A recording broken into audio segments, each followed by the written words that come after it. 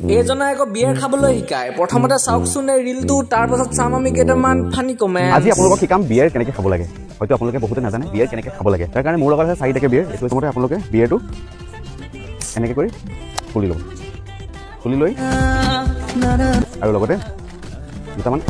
বাদাম চুবাই দিব এইটোৱে আছিলে বিয়াৰ খোৱা টিক বিয়াৰ খাবলৈ কোনো একো কথা জানিব নালাগে আজি গম পালো এনেকৈ খাই বুলি নহলে মই সদায় চাকনাটো আগত খাই বিয়াৰ খাওঁ থেংক ইউ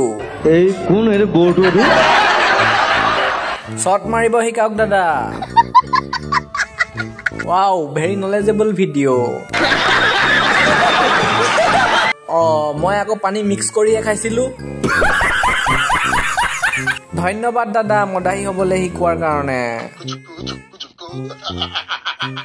সৰু সৰু পোৱালিখিনিক ভাল শিকাইছে সৰু সৰু পোৱালিবোৰে পঢ়িব লাগে নে মোবাইল চাব লাগে